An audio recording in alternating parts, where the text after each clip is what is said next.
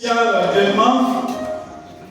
Et nous avions également aussi un devoir de nous rappeler de ce jour, qui est un jour exceptionnel, un jour grand pour chacun de nous, où nous devons nous rappeler que nous étions esclaves quelque part, mais par la grâce et l'amour de Dieu pour nous, il a sacrifié son Fils pour que nous ayons la vie, pour que nous soyons vainqueurs sur toutes les puissances de l'ennemi. Alléluia.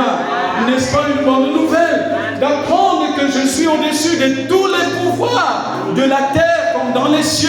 Je suis celui qui est celui qui a bravé toutes ces choses, qui est Emmanuel, Jésus-Christ, le roi des rois, qui est dans notre vie, que nous avons fait comme Seigneur et Sauveur. Alléluia. Nous célébrons également la Pâque. Non seulement la journée nationale d'événement, mais aussi nous devons avoir dans nos pensées la Pâque. Et bien avant, nous avions été, comme l'avait dit ancien ici, nous avions été affectés dans divers lieux pour annoncer l'évangile pendant ou durant cette journée nationale de Delma. Et le choix a été porté sur nous pour venir ici, qu'ensemble nous puissions célébrer la journée nationale de Delma. C'est ensemble que nous la célébrons. Alléluia. Alors nous avions eu un thème. Notre thème ici, c'est monarque, pur pour le roi. Je reprends ce thème. Monarque, pur pour le roi. Nous avions également le texte biblique qu'on nous a communiqué vu la teneur du thème. Nous avions le psaume 19, 10. Le psaume 19, verset 10. Le psaume 19, verset 10. 2 Chroniques 13, 11. 2 Chroniques 13, verset 11.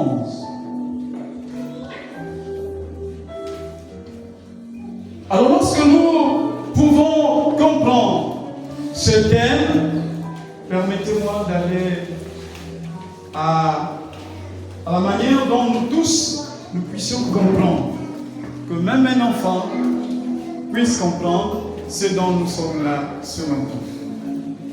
Alors, on nous parle de monarque. Alors il y a un mot qui peut nous amener à nous poser des questions. C'est quoi l'art? L'art, on peut définir comme la capacité, l'habilité, la sensualité de quelque chose que nous avions la possibilité de faire sans qu'il y ait effort ou physique ou intellectuel. C'est naturel. Il y a aussi cet effort que l'on peut avoir au cours de notre vie. L'art, en un mot, c'est l'œuvre. Ici, l'art, on peut le définir comme l'œuvre.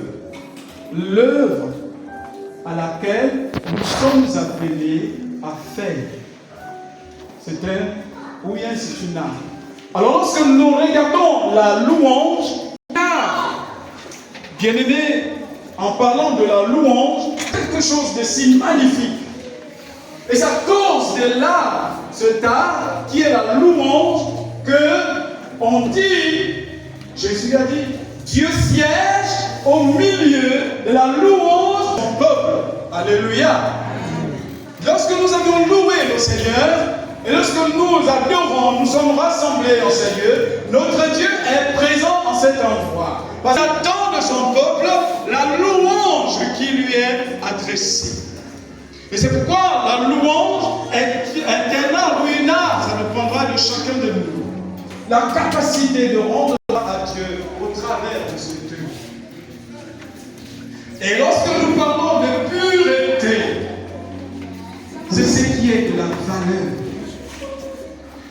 Pour que ma louange, lorsque je loue le Seigneur, lorsque je fais quelque chose, que ce soit sur le plan professionnel, si j'ai la capacité, l'habilité de manipuler l'outil de l'ordinateur, je dois faire cela avec beaucoup de joie, de liberté, parce que je connais cela.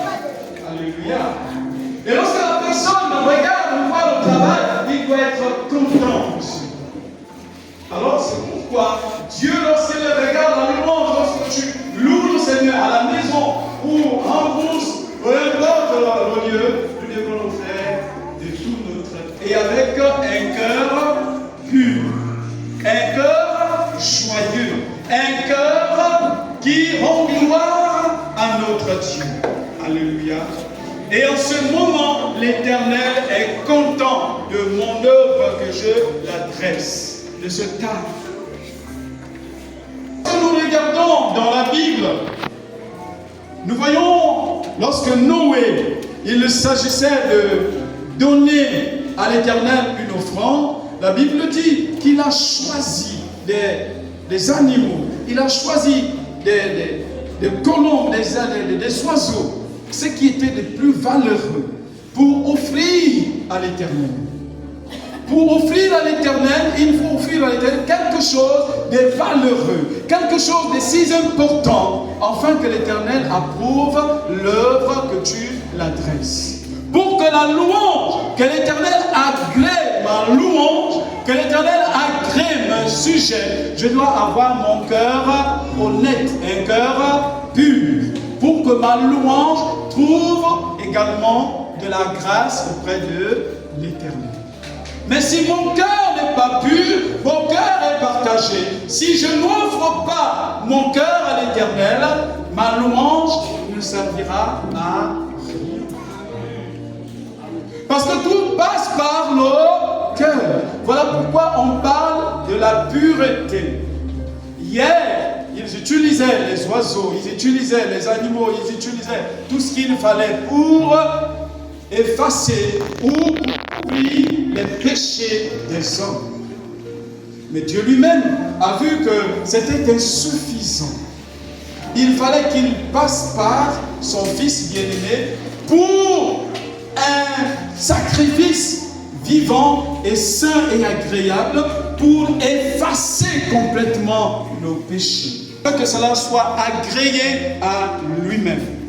C'est pourquoi il nous demande également d'avoir des cœurs purs pour faire son œuvre.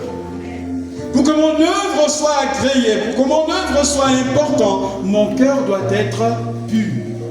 Pur pour qui? Pour le roi. On a loué ce matin pour qui? Pour Dieu. On rend gloire à Dieu. C'est à lui que nous nous adressons nos louanges et nos prières. C'est au roi. Voilà pourquoi on dit mon âme pure pour le roi. Cet âme ou cette pureté, c'est nous-mêmes. Nous devons nous offrir à l'Éternel de tout notre cœur. Pour que notre offrande, notre louange, notre attitude, notre service soit agréé à Dieu. Mais si mon cœur n'est pas pur, si je ne suis pas celui-là qui loue l'Éternel d'un cœur sincère, ce que je fais devant les hommes, c'est inutile devant le Seigneur. Les hommes croient que je prêche ce matin. Mais en réalité, Dieu voit cela comme une abomination parce qu'il n'est pas au-dedans de mon cœur. C'est choquant, mais c'est cela.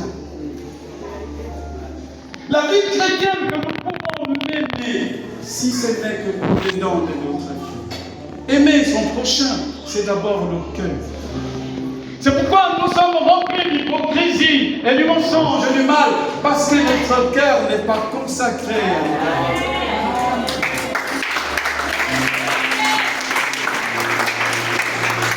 Bien-aimés, la vie chrétienne, il ne s'agit pas de paraître.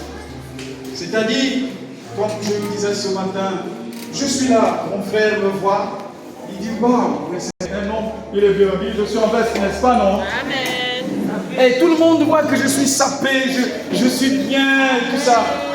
Mais en réalité, au-dedans de moi, c'est un loup ravissant. Et l'Éternel me dit, lorsque je partirai de la terre, il pourra me dire, arrière de moi, je n'étais jamais connu. Amen. Et pourtant, ce n'est pas moi qui prêchais l'évangile. C'est pas moi qui allais annoncer l'évangile. Mais parce que mon cœur était éloigné de Dieu. Et je faisais plaisir aux hommes et non à Dieu. Mais ce qu'il attend de nous, c'est que nous fassions plaisir à Dieu dans notre cœur, lorsque notre cœur est consacré à l'Éternel.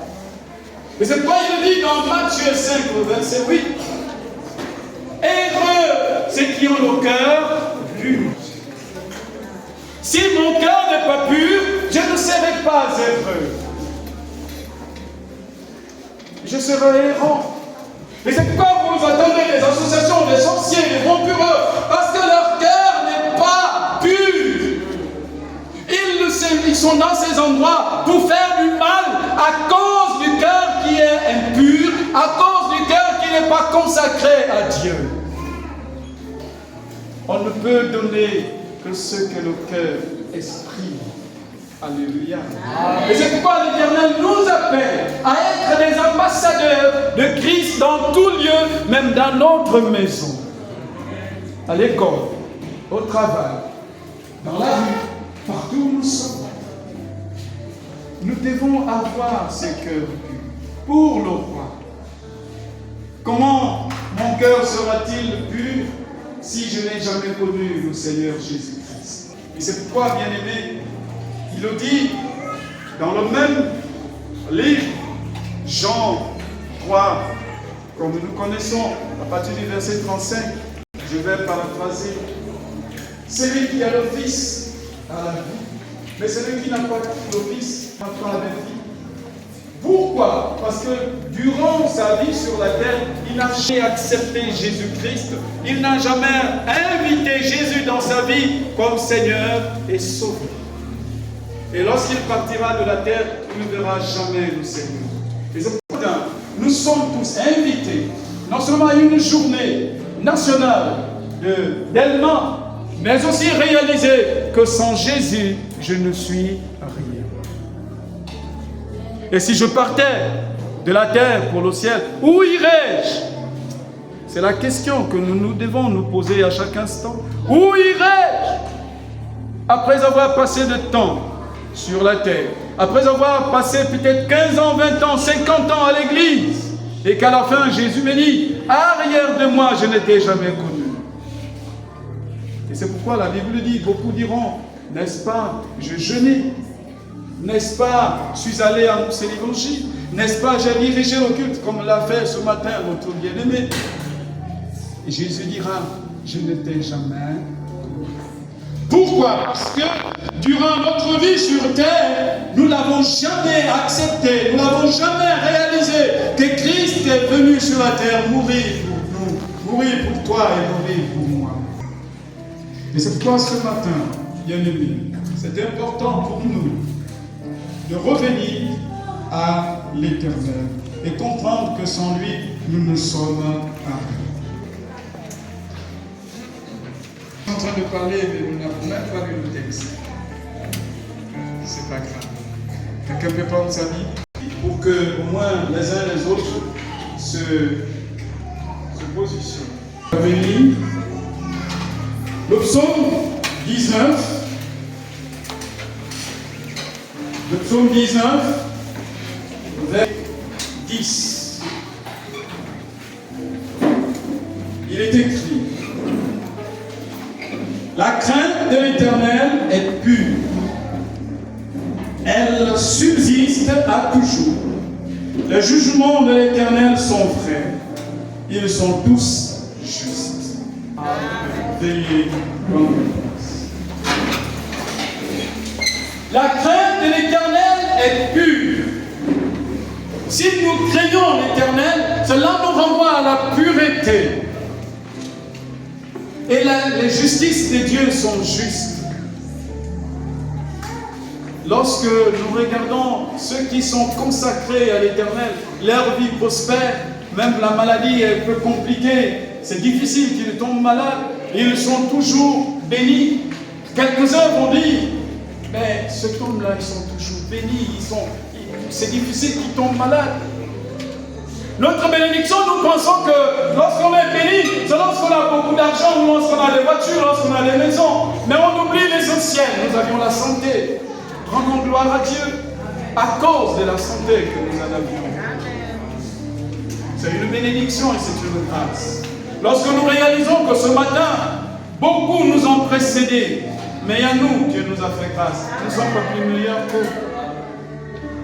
C'est pourquoi on dit la crainte de l'Éternel est pure. C'est pourquoi nous devons nous consacrer totalement à Dieu. Si nous voulons voir les choses de l'Éternel se manifester dans notre vie, consacrons notre vie à Dieu. Venons à l'Éternel. Servons Dieu de tout notre cœur. Servons-le avec tout ce qu'il nous a donné. Et l'Éternel ne restera pas sans qu'il nous bénisse, sans qu'il nous regarde, sans qu'il prenne soin de nous. Il est le Dieu qui nous aime. Il est le Dieu qui prend soin de nous. Et lorsque nous regardons nos vies, bien-aimés, la Bible a dit dans la parole de Dieu, dans le livre de 1 Corinthiens 6, 19 à 20. Ne savez-vous pas que votre corps est le temple du Saint-Esprit? Mais si je prends ce corps, je suis en train de phraser, si quelqu'un pourrait faire la lecture pour bien comprendre. 1 Corinthiens 6, 1 Corinthiens 6, 19, si quelqu'un a la page, peut faire la lecture. Parole du Seigneur en 1 Corinthiens chapitre 6, verset 19. Ne savez-vous pas que votre corps est le temple du Saint-Esprit qui est en vous et que vous avez reçu de Dieu et que vous ne vous appartenez point à vous-même? Verset 20. Car vous avez été rachetés à un grand prix. Glorifiez donc Dieu dans votre corps et dans votre esprit qui appartiennent à Dieu. Amen. Notre corps ne nous appartient pas. Notre corps appartient à Dieu. C'est pourquoi il n'habite pas des maisons faites des hommes. Il habite en nous. C'est pourquoi il a choisi notre corps comme habitation. C'est pourquoi nous devons être purs. Si l'Éternel habite en nous, mon corps doit être pur. Mon cœur également doit être pur pour que je sois agréable à l'Éternel. Mais c'est le même corps que j'utilise pour aller commettre les adultères, pour aller commettre le vol, pour aller commettre le meurtre. Et en ce moment, le corps que l'Éternel t'a donné ne vient plus la demeure de l'Éternel, mais revient la demeure des démons. Et nous avons ouvert notre corps à une multitude de démons. Et c'est pourquoi, bien-aimés, il arrive que nous avions des problèmes dans notre vie parce que nous avions ouvert le corps à tout le monde. Mais si notre corps est gardé pur pour le Seigneur, la gloire de Dieu va se manifester à chaque instant. Comment je pourrais lutter contre les sorciers qui me tendent les pieds si mon corps a des portes?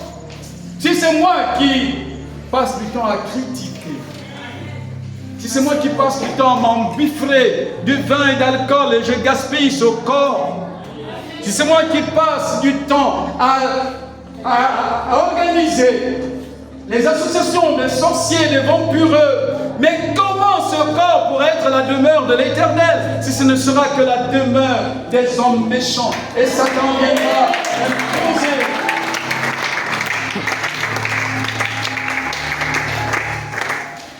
Non, bien-aimés, Dieu nous a choisis. Nous sommes le temple de l'Éternel. Comment est-ce que nous nous posons souvent les questions? Comment est Dieu si grand et si puissant, si saint? Dites que moi je suis le temple du Saint-Esprit et Dieu habite en moi. Alors si Dieu habite en moi, je suis capable de transformer mon milieu, je suis capable de transformer les choses. Je suis capable de dire, désormais ma famille ne doit plus souffrir du manque. Désormais je confesse la prospérité de ma famille. Je confesse la réussite de mes enfants. Je confesse une vie de prospérité. Parce que le Christ vit en moi. Alléluia. Parce que je fais de mon corps le temple du Saint-Esprit. Et Dieu règne en nous. Dieu ne nous a pas appelés à vivre dans la précarité. Non, bien-aimés. Il ne nous a pas appelés à vivre chaque année dans les décès des familles. Dieu ne nous a pas appelés à vivre dans les échecs de chaque année. Tu es capable de transformer ta vie avec l'Éternel. Tu es capable de confesser la richesse dans ta vie parce que Christ est en toi. Au sortir de ces lieux, tu dois comprendre que je ne suis pas n'importe qui, car Jésus m'a choisi et il vit en moi. Alors ce que je vis là, ce n'est pas ce que l'Éternel avait prévu. Parce qu'il a fait 1 jour, 2 jours, et le 3e jour, il est revenu à la vie avec le pouvoir qu'il t'a donné. Il a dit, je vous ai donné le pouvoir de marcher sur les serpents et les scorpions et sur toute la puissance de l'ennemi. Est-ce que tu le fais? Ou c'est les puissances de l'ennemi qui marchent sur toi? Parce que chaque jour, tu es en train de crier, qu'est-ce que je vais manger? Qu'est-ce que je vais faire? Les enfants sont au chômage. Il y a quelque chose qui ne marche pas tous les jours. Et tu n'as jamais compris qu'il t'a donné le pouvoir de confesser et de changer les choses. Mon fils, toi qui es à l'école, si à un moment donné, tu comprends que tu n'arrives pas à réussir, comprends ce matin que tu as quelqu'un qui est capable de changer cela. Dis seulement au nom de Jésus. Moi, je suis venu sur terre, pas pour fermer les yeux, c'est pour que mes yeux voient et que je réussisse. Désormais, je serai prier. Et tu le seras au nom de Jésus. Et c'est possible. Parce que nous ne sommes pas n'importe qui. L'Éternel nous a choisis pour changer les destinées de toute une génération. Tu es capable de changer cela. Parce que nous sommes appelés à être des hommes purs. Regardons, il y a une histoire. Et un jour, quelqu'un, cette histoire, vous pouvez la lire à la maison. C'est Ézéchiel, je crois 37. Les ossements desséchés. Ézéchiel était en train de marcher. Il marchait. Et Dieu va lui dire, regarde la vallée des ossements. Comme nous tous. Ah, ancien, tu plais ce matin. Est-ce que c'est possible que les sorciers ne puissent plus manipuler ma maison? Oui, lui aussi, il m'a dit la même chose. Dieu, est-ce que c'est possible que ces ossements reviennent à la vie? Dieu a dit, confesse, parle. Et cela reviendra à la vie. Et il a fait. Et les ossements sont revenus à la vie. Dieu a amené la vie dans ces ossements. Et les ossements ont repris vie. Parce que lui-même, il avait déjà confessé. Il avait déjà établi cela. Il fallait quelqu'un qui soit là pour exécuter le programme de l'Éternel. Toi aussi, tu dois être là pour que le programme de Dieu pour ta famille doit être déjà fait et que cela soit accompli dans ta vie. Une autre histoire, c'est avec nos amis Pierre et les autres. Ils étaient en train de pêcher. Ils ont fait toute la nuit. Pierre était un expert à la pêche. Mais ce jour, ils ont fait toute la nuit. Il n'y avait rien. Il y a 5 ans, il y a 1 an, il y a 2 jours, il y a 1 jour que tu as fait à l'église. Et que ce que tu désires voir, tu n'arrives pas. Ça n'arrive pas. Et tu dis, mais ça me fait je ne sais combien des années, tu es là, où nous sommes là. Ça ne vient pas. Pierre a dit la même chose. lorsque Jésus est arrivé. Il a dit, prenez, vous pouvez encore aller au large pêcher. Pierre a dit, maître, nous avions péché toute la nuit, mais nous n'avons rien reçu. Mais à la base de ta parole, nous jetterons des filets. Et lorsqu'ils ont jeté les filets, ils ont pêché à ce poisson. Faire la même chose ce matin. À la base de la parole de Dieu, je n'ai ici des quotas. Je n'aurai des promotions.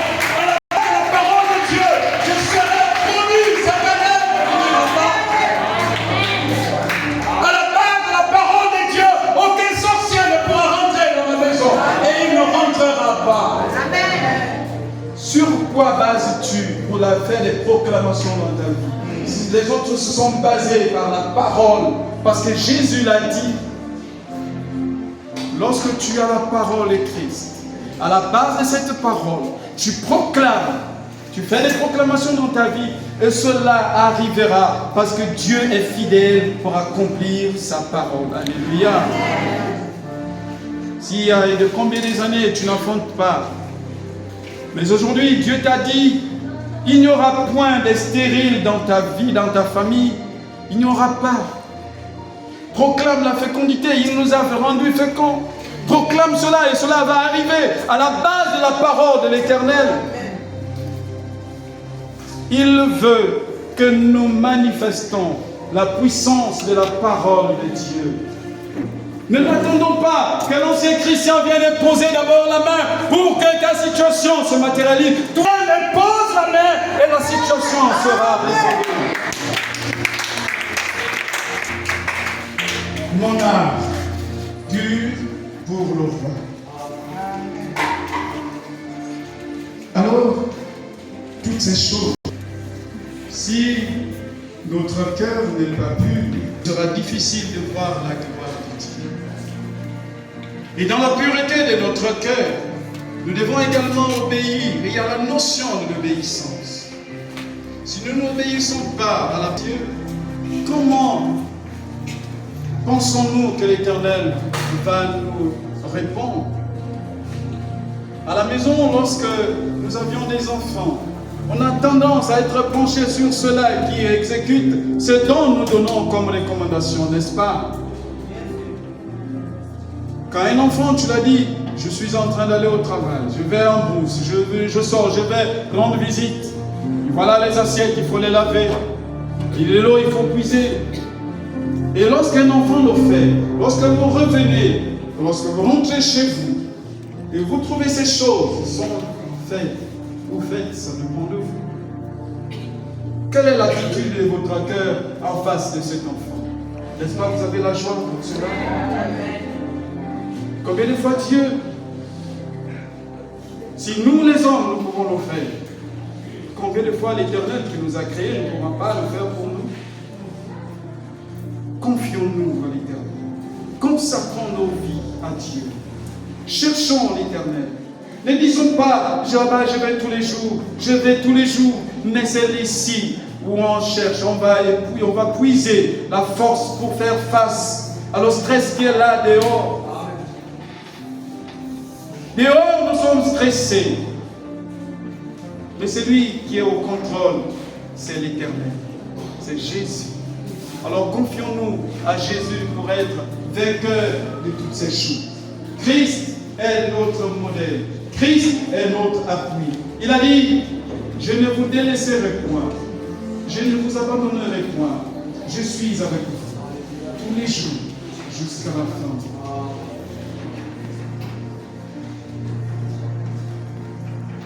Lisons Deutéronome, je suis en train de terminer. Deutéronome 6. On va voir quelque chose. Deutéronome, chapitre 6. Nous allons découvrir quelque chose avec le livre de Deutéronome 3. Et à la maison, vous pouvez continuer la lecture. Deutéronome 6. Sinon, lisons à partir du verset, le verset 1er. Voici les commandements, les lois et les ordonnances que l'Éternel, votre Dieu, a commandé de vous enseigner, afin que vous les mettiez en pratique dans le pays dont vous allez prendre possession. Afin que tu craignes l'Éternel, ton Dieu, en observant tous les jours de ta vie, toi, ton fils et les fils de ton fils, toutes ces lois et tous ces commandements. Je te prescris, afin que tes jours soient prolongés. Tu verras donc Israël, tu peux mettre Israël ton nom. Tu auras soin de les mettre en pratique, afin que tu sois heureux et que vous multipliez beaucoup, comme te l'a dit l'Éternel ton Dieu, de tes pères, en te promettant un pays où coule l'eau et l'eau. Pour que ces choses se réalisent dans nos vies, c'est possible, puisque les autres l'ont fait et ils ont vu la gloire de Dieu. Alors mettons en pratique la parole de Dieu. Mon âme ne peut pas être pure si je bannis la parole de Dieu dans nos vies. Si je ne fais pas référence à la parole de Dieu dans tout ce que j'entreprends. C'est pourquoi il voudrait que nous tous, nous mettions en pratique la parole de Dieu pour que ces choses, ces promesses se mettent en mouvement en notre bénéfice. Alléluia. Amen. Comment pratiquons la parole de Dieu? Mettons en mouvement, en musique, en exergue, la parole de Dieu. Mettons en pratique la parole de Dieu. Par travers de la parole de Dieu, mon cœur est pur. Parce que la parole de Dieu, il a dit dans le livre des Jean également, Jean 17, vous êtes purs à cause de la parole que vous avez reçue ou entendue. Toutes les fois que tu lis la parole de Dieu, toutes les fois que tu l'écoutes, la Bible dit que ton cœur est pur. Alors mettons en pratique la parole de Dieu. Et nous verrons ces choses s'accomplir dans nos vies. Ayons des cœurs purs. Si nous voulons faire des exploits avec Dieu, permettons que nos cœurs soient des cœurs purs.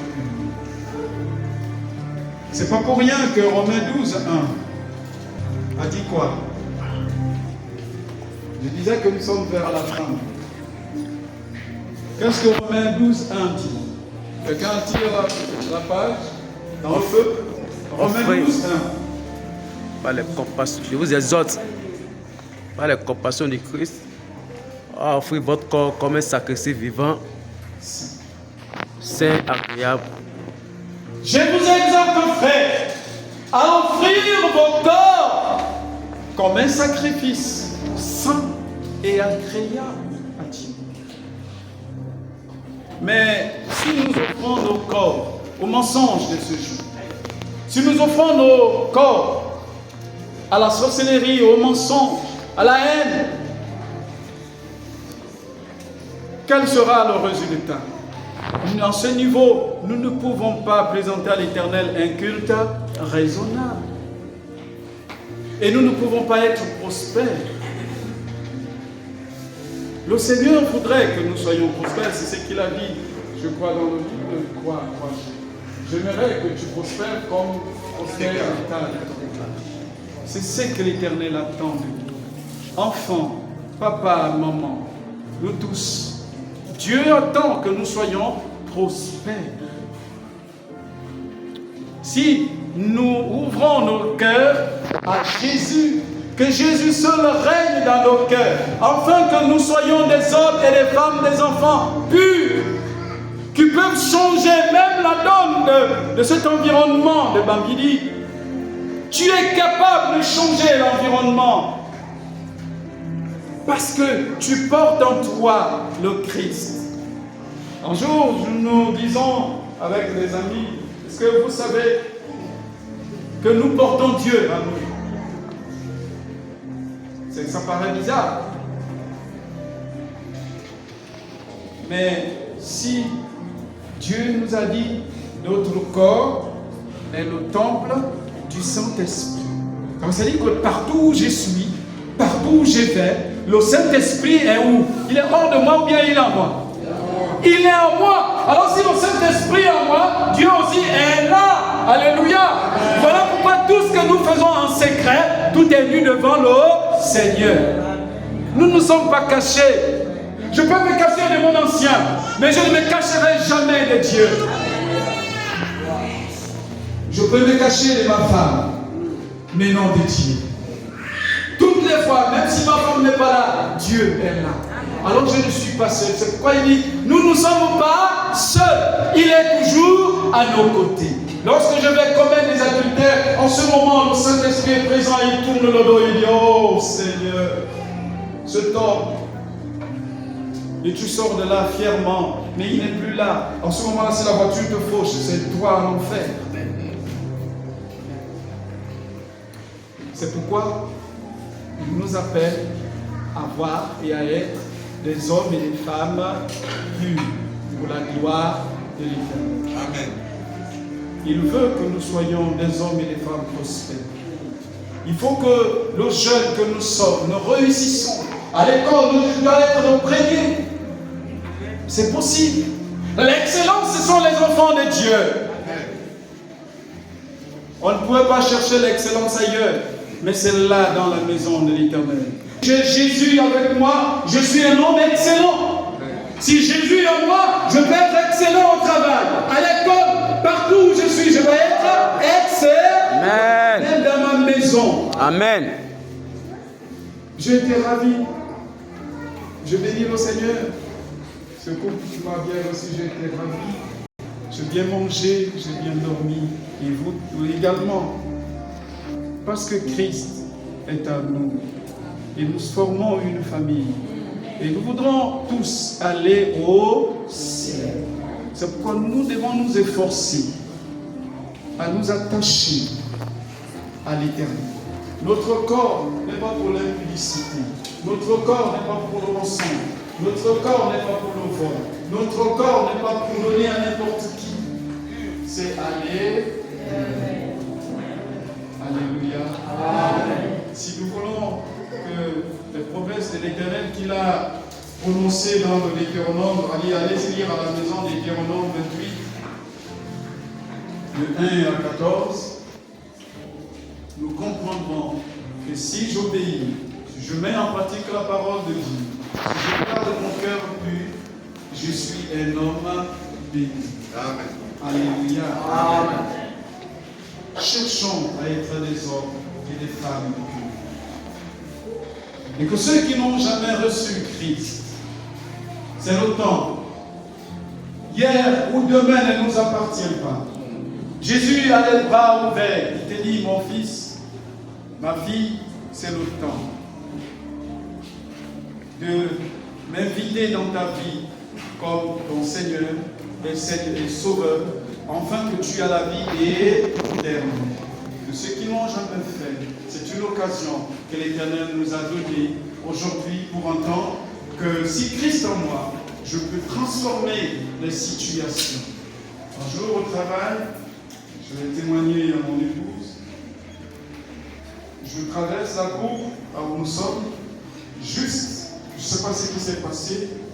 J'ai eu une douleur au niveau de la hanche qui commençait ici et qui commençait à descendre jusqu'au pied. Je me suis arrêté, j'ai dit, Seigneur, ça c'est quoi?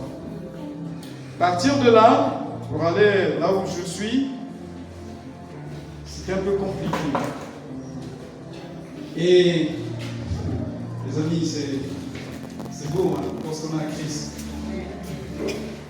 Quand je me suis assis, je voulais m'asseoir. Mais la douleur s'intensifie. Je veux m'asseoir sur la même chaise là. La douleur s'intensifie. Je dis, c'est quoi?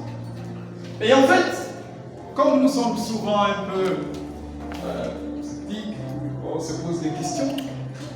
En fait, je ne comprenais pas le message. Mais comme ça insistait, je m'assois et dès que j'ai la douleur, je me lève. Quand je me lève, je reviens m'asseoir. Le Saint-Esprit dit, mais ne pense pas que c'est cette chaise-là qui a un problème. Je dis, ah, tiens, merci Saint-Esprit, pardonne-moi parce que depuis là, je n'avais pas compris le message. Donc maintenant, à la base, ma parole, parce que tu m'as donné le pouvoir de chasser, de guérir, maintenant à la base, parce qu'il a dit, vous prierez pour les malades, et les malades seront guéris. Alors j'ai dit, Seigneur, à la base de cette parole, que cette douleur, je ne sais pas d'où ça vient maintenant, mon pied n'est pas fait pour la douleur, c'est fait pour me soutenir et marcher et travailler. Maintenant que si toi tu m'embêtes maintenant, non seulement je ne serai pas capable de travailler, mais tu m'empêches, maintenant au nom de Jésus, tu me libères. Et cette chaise, je l'enlève et je change. Bien-aimé, dès que je prononçais simplement ces paroles, si quelqu'un venait et pouvait dire, mais lui là, il devient fou ou quoi? Il parle seul. J'ai juste commandé.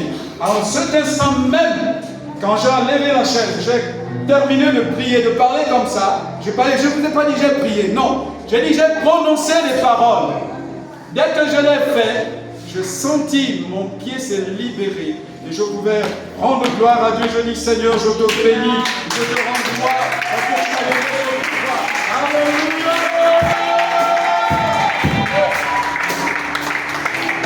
Toi aussi, tu peux le faire. À la base de la parole, tu peux changer une situation au fil des ténèbres il y a des années. Parce que ton cœur est un cœur pur, que Dieu bénisse sa parole.